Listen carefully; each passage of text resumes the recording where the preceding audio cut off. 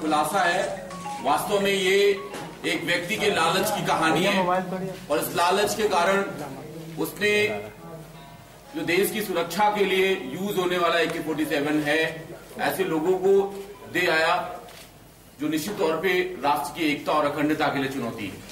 ये कहानी है पुरुषोत्तम रचक, शीलेंद्र और सुरेश ठाकुर की। ये इनमें से सुरेश ठाकुर अभी भी सीओडी में सीनियर मैनेजर स्टोर के पद पर पदस्थ हैं। ये एक सिविलियन एडमिनिस्ट्रेटिव पोस्ट है, गैजेटेड ऑफिसर है। पुरुषोत्तम रचक जो EME आर्मोरर के पद पर 2008 में रिटायर हुए थे, जबलपुर में बस गए थे। ये रहने वाले रीवा के हैं और इन लोगों ने मिलकर 2012 से लेकर अभी तक पूछताछ में इन्होंने बताया है कि लगभग 70 AK-47 राइफल इमरान और एक और उसके साथी को मुंगेर में दिया है। मुंगेर पुलिस ने बीती 29 तारीख को इमरान को जमालपुर से पकड़ा था। उसके बाद से एक नाम आया था पुरुषोत्तम लाल का, जो निश्चित तौर पे जबलपुर को भी सुर्खियों में लाया था, हथियार की तस्करी, वो भी हाई प्रोफाइल AK-47 की तस्करी के लिए। जो इनपुट्स मुंगेर से मिले थे, उसके बाद हमारी क्राइम ब्रांच, विशेष रूप से मैं अपने एडिशनल SP शिवेश बघेल का उल्लेख करना चाहूंगा कि इनकी टीम ने बड़ी अच्छी तरीके से इसके हर पक्ष को देखा। बहुत इतने बड़े विभाग में पुरुषोत्तम लाल को ढूंढना एक बड़ा चैलेंज था, लेकिन जिस तरह से इन्होंने जीरोइंग की, जिस तरीके से रिटायर्ड कर्मचारी को जबलपुर पे ढूंढा, वो निसंदेह उल्लेखनीय है। लेकिन जब कल इनको पकड़ा गया और पूछताछ की गई तो सारी जो कहानी आई वो चौंकाने वाली थी। ये व्यक्ति जो किशोर सुरेश ठाकुर है, ये अपने I-10 गाड़ी की डिग्गी में हथियार, जो RSST का इनका गोदाउन है मिलिट्री का, जिसमें उपयोग विहीन, जो उपयोग के योग्य नहीं है, निष्प्रयोज हथियार रखे जाते थे, वो चोरी करके लाता था। पूछताछ में इसने बताया कि अधिकारी होने के कारण इसकी गाड़ी चेक नहीं होती थी और इसका पूरा फायदा उठाता था। अभी फिलहाल 16 अगस्त को, जैसा कि इसने अपने बयानों में बताया, कि हैंड गार्ड इसकी गाड़ी में मिला था। सिक्योरिटी गार्ड ने COD के इसको पकड़ा था। इसकी जांच भी वहां भी चल रही है। कंटोनमेंट ऑफिसर्स इसकी जांच कर रहे हैं। लेकिन 23 जुलाई की जब हम बात करें तो 23 जुलाई को इसने 12 हथियार AK-47 पुरुषोत्तम लाल को दिए थे, इमरान को देने के लिए, शमशेर को देने के लिए, जिसमें से 12 में से 9 हथियार 23 जुलाई को इसने शमशेर को दिए थे, पुरुषोत्तम ने दिए थे। 16 अगस्त को एक बड़ी घटना, पकड़ा जाना इसका। इसके बाद इसने जो कुछ भी इसके पास OSD कैंटीन के हथियार बनाने के जो उपकरण थे, उसने पूरा लाके पुरुषोत्तम रजक के घर में दे दिया। पुरुषोत्तम भी डरा हुआ था कि कहीं इस जांच के दौरान उसके घर में मिलिट्री की रेड ना पड़े, ऑफिशियल की रेड ना पड़े। इसने फिर बीती 28 तारीख को रिजर्वेशन करवा रहा है बिहार का। रिजर्वेशन इसके बेटे शीलेंद्र के द्वारा करवाया गया। उसके मेल में आज भी वो E-टिकट है और 29 तारीख को उसने डिलीवरी दी, जहां पर इमरान जमालपुर में मुंगेर पुलिस द्वारा पकड़ा गया। उसके बाद ये वापस यहां लौट के आया और इसको इस बात का इल्म बिल्कुल नहीं था कि वहां इमरान पकड़ा गया। हमारी टीम ने जब इसके घर से सर्चिंग की तो 5 लाख रुपए इसके घर से मिले। 5 नग प्रतिबंधित बोर के कारतूस, राइफल सुधारने के उपकरण, राइफल सुधारने की डायरी, इनोवा कार और इंडिका कार। ये इनोवा कार शीलेंद्र के नाम से है, जिसकी मंथली जो किस्त है वो 26,000 है। इंडिका कार, I-10 कार जो सुरेश ठाकुर की है, उसे भी हमने जब्त किया, क्योंकि ये हथियार को COD से लाने के लिए यूज होती थी। मैगजीन और स्प्रिंग, बट, ट्रिगर, ग्रिप, 14 नग कीमती शराब की बोतल, 8 बोतल बियर इनके पास से जब्त हुई है। इनके खिलाफ आर्म्स एक्ट की विभिन्न सेक्शनों में मुकदमा दर्ज किया गया है। 34 आबकारी एक्ट की भी कार्रवाई इनके विरुद्ध की गई है। इसके बाद जो हमारा सबसे बड़ा इस पूरे हाई प्रोफाइल एपिसोड में लक्ष्य रहेगा कि ये जो देश की सुरक्षा में यूज होने वाले AK-47 है वो किनके हाथ पहुंचे। निश्चित तौर पे हम मुंगेर पुलिस, बिहार पुलिस के साथ कोऑर्डिनेशन में काम कर रहे हैं। मध्य प्रदेश की ATS की टीम इस पे लगी हुई है, जबलपुर की क्राइम ब्रांच इस पे लगी हुई है। जल्द ही हम इसका खुलासा करेंगे कि किन हाथों में इन लोगों ने ये हथियार दिए। ये जिस तरह से फैक्ट्री के अंदर से, COD फैक्ट्री के अंदर से निकलते थे, इसमें जो DSC कर्मचारी रहते थे, वहाँ की सिक्योरिटी रहती थी, वहाँ के अधिकारी रहते थे, कर्मचारी रहते थे, उनकी क्या मिलीभगत? निश्चित तौर पे वो भी हमारी जांच का, विवेचना का विषय रहेगा। कल हमारी टीम वहां के ऑफिशियल से मिलेगी, वहां के सिक्योरिटी इंचार्ज से मिलेगी और वहां का भी हम निश्चित तौर पे जानने का प्रयास करेंगे। जिस RSSD गोदाउन की ये बात कर रहा है, जहां से गन निकालने की बात कर रहा है, क्या इतनी आसानी से वो वहां से निकाल सकता है? क्योंकि इसने अपने स्टेटमेंट में कहा है कि लगभग 70 गन 2012 से लेकर आज तक ये निकाल चुका है, जिसे पुरुषोत्तम ने इमरान और उसकी टीम शमशेर को प्रोवाइड की है, जो निश्चित तौर पे चौंकाने वाला तथ्य है। हम इसमें भी गहराई तक जाएंगे और जानने का प्रयास करेंगे कि OCD, OSD के, SOD के कौन-कौन, COD के कौन-कौन से कर्मचारी जो हैं वो इसमें इन्वॉल्व है। ये भी असेंबल करते थे कि बना के देते थे, क्या? देखिए, इसमें मैं बहुत ही स्पष्ट कर देना चाहता हूं, जैसा कि मैंने अपने ब्रीफिंग में आपको बताया, ये हथियार ऐसे हथियार थे जो डिस्पेंटल योग थे, जिनकी स्मेल्टिंग होनी थी, जिसको गलाया जाना था, ऑक्शन होना था। ये किसी भी काम के नहीं थे क्योंकि इसका कोई पार्ट विशेष खराब हो जाता था। ये क्योंकि कारीगर है, पुरुषोत्तम लाल इसमें करता क्या था, ये सुरेश ठाकुर को बताता था कि इस हथियार की फलाना चीज खराब है, अगर हम इसको रिप्लेस कर देंगे तो ये यूज योग्य हो जाएगा। तो ये 2-3 हथियार लेकर आता था और 2-3 से वो 1-2 हथियार बिल्कुल सही कर लेता था जो यूज योग्य हो जाते थे।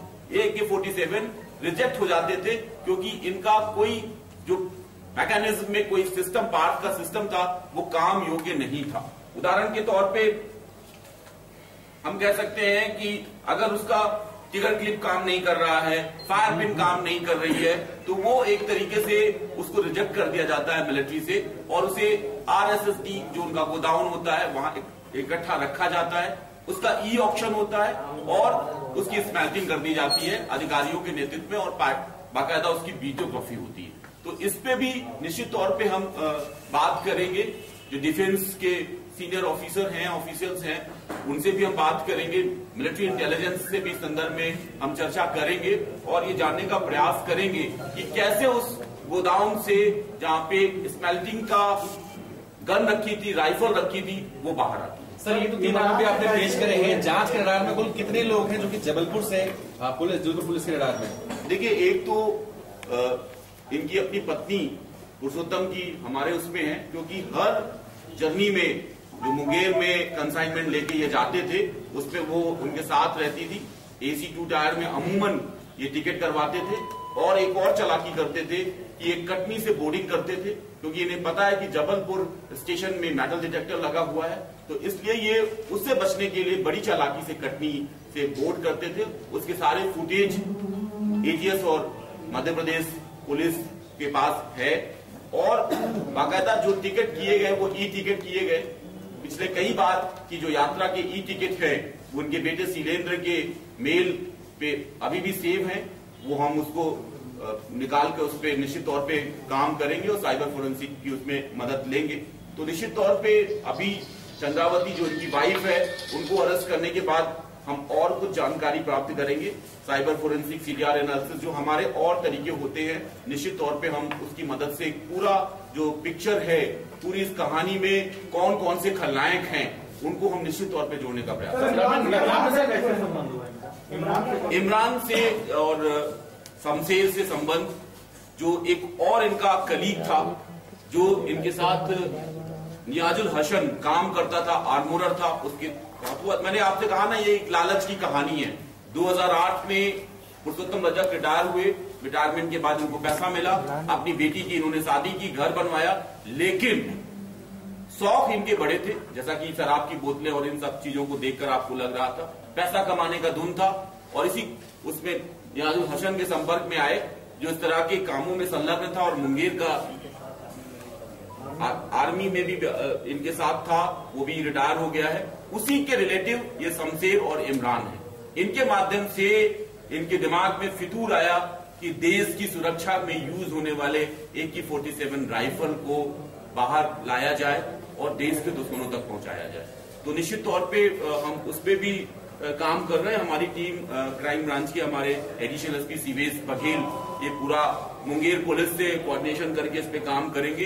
ये पूरा जो काम हमने किया है हमारे IG सर आनंद कुमार सिंह साहब के नेतृत्व में हुआ है, उनके सुपरविजन में इस टीम ने काम किया है। और निश्चित तौर पे जो दूसरे स्टेट से कोऑर्डिनेशन का पूरा मामला था वो साहब के नेतृत्व में सुपरविजन में हुआ है और आगे भी हम इसको कोऑर्डिनेट करके करेंगे, क्योंकि ये निश्चित तौर पे एक हाई प्रोफाइल मामला है और इसके तहत तक जाना ये मध्य प्रदेश पुलिस के लिए चाहिए। आपने किसी अधिकारी से संपर्क किया है?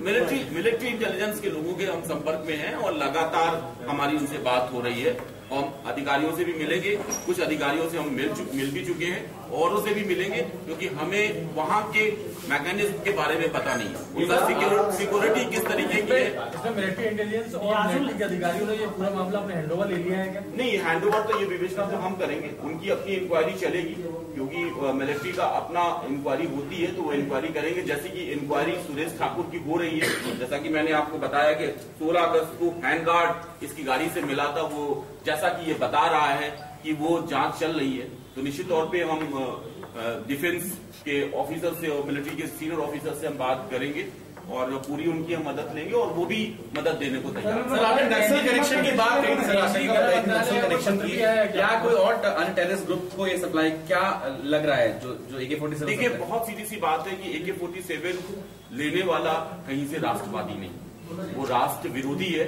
राष्ट्रद्रोही है, राष्ट्रीय एकता अखंडता के लिए वो निश्चित तौर पे चुनौती देने वाला है। अब ये हमें इस लिंक को पता करना है कि वो मिलिटेंट्स के पास जा रही है, नक्सली के पास जा रही है, या अलगाववादियों के पास जा रही है, या बिहार के क्रिमिनल्स के पास जा रही है, गैंगवार में यूज हो रही है। ये निश्चित तौर पे हमारे लिए चैलेंज है, जैसा मैंने एक्सेप्ट किया है कि हम इसकी पूरी कड़ी पूरी चेन को डेवलप करेंगे। इसका ओरिजिन कहां से हो रहा है, ओरिजिन ऑलमोस्ट हमने अपने पास अपनी जांच 2-3 दिन की जांच में इसको कर लिया है। इसको हमें सिर्फ स्थापित करना है, मिलिट्री की मदद से, उनके ऑफिसर की मदद से हम इसको बिल्कुल फिक्स कर लेंगे। लेकिन ये पहुंचता कहां है, इसका गंतव्य कहां है, कौन लोगों के हाथों में ये 70 राइफल्स गई है, ये निश्चित तौर पे चैलेंज की बात। और एक और चीज मैं बता दूं कि इन्होंने प्रॉपर्टियां बहुत, जैसा कि आप देख रहे हैं, ये 11 लाख रुपए आपके सामने रखा हुआ है, एक के पास से 5 लाख, एक के पास से 6 लाख। इसके अलावा इन लोगों ने प्रॉपर्टियां भी बहुत बनाई है। 2012 की बात देखा जाए तो कृष्णा हाइट्स में पुरुषोत्तम ने प्रॉपर्टी बनाई है, इसके 2-3 फ्लैट्स के बारे में जानकारी है। अच्छे रिहायशी इलाके में इसकी 2 दुकानें हैं, इसकी पंचशील नगर कॉलोनी में गोरखपुर थाने के फ्लैट्स हैं। खुद इनोवा क्रिस्टा गाड़ी से चल रहा है, टाटा इंडिका गाड़ी है, i10 गाड़ी है, जो बताता है कि ये इनकी हैसियत से परे है। 8,000 रुपए जिस व्यक्ति को पेंशन मिल रही है और एक साधारण किराने की दुकान है, वो व्यक्ति अगर इतने बड़े शौक रख रहा है तो निश्चित तौर पे कहीं ना कहीं इसमें गड़बड़ है, दाल में काला है। और निश्चित तौर पे हम इसकी सारी प्रॉपर्टी और मनी ट्रेल हम पूरा निकालनी है। सीबीएस इस पे काम कर रहे हैं, इनकी टीम काम कर रही है, इसको भी हम सीज करवाएंगे। सीओडी में किस पद पे थे सर, आप बता रहे? सीओडी में ये सीनियर स्टोर मैनेजर के पोस्ट पे थे, ये आर्मोरर पे थे। पुरुषोत्तम रजक ये कारीगर है, ये अगर आपको साधारण भाषा में बोले ये हथियार के मिस्त्री हैं। ये आर्मोरर का पोस्ट होता है, उस पोस्ट पे है, जिसमें ये इनको पूरी प्रशिक्षण मिलता है कि हथियार को कैसे खोला जाए और कैसे जोड़ा जाए। First one is Purushottam Rajak, second is Purushottam Rajak, and this is son, and this is Suresh Thakur who is in COD, जो अभी पदस्थ हैं। ये गैजेटेड राजपत्रित अधिकारी है, सिविलियन ऑफिसर है।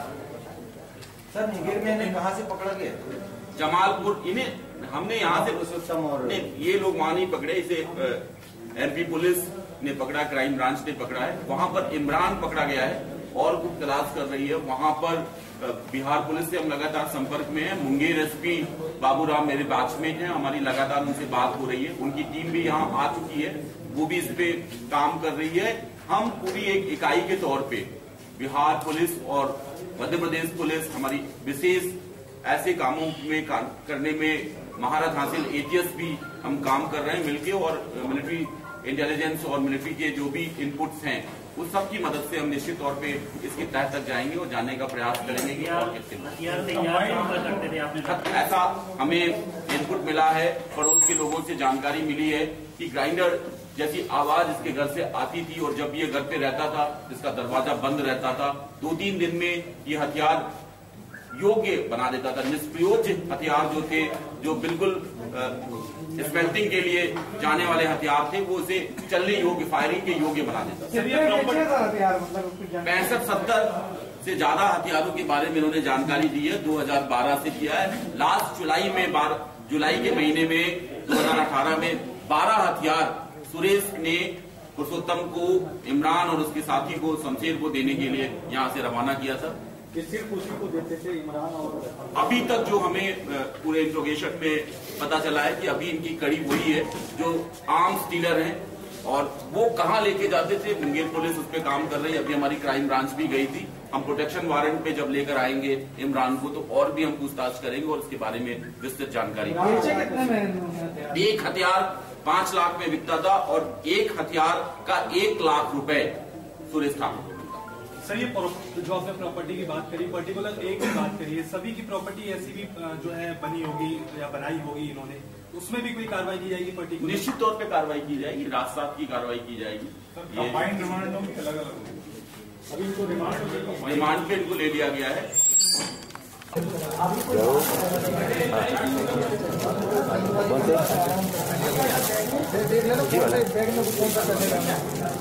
लालपुरी में क्या है? आगे जमा पास जमा। हाँ, इधर जमा भैया बुला लीजिए।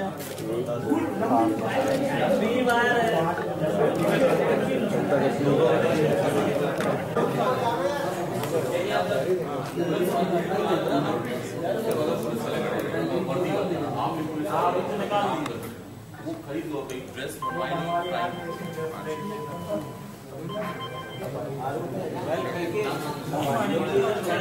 भैया तो फोटो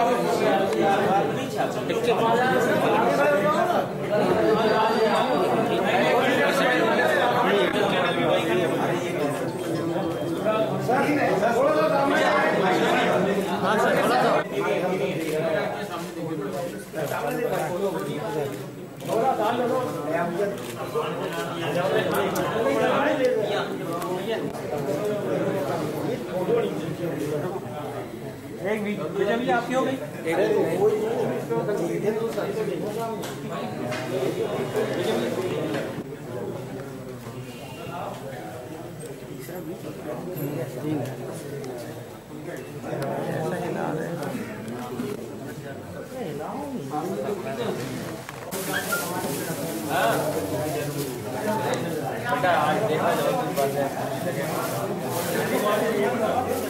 हाँ, करवा देंगे।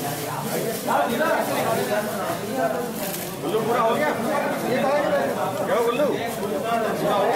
भैया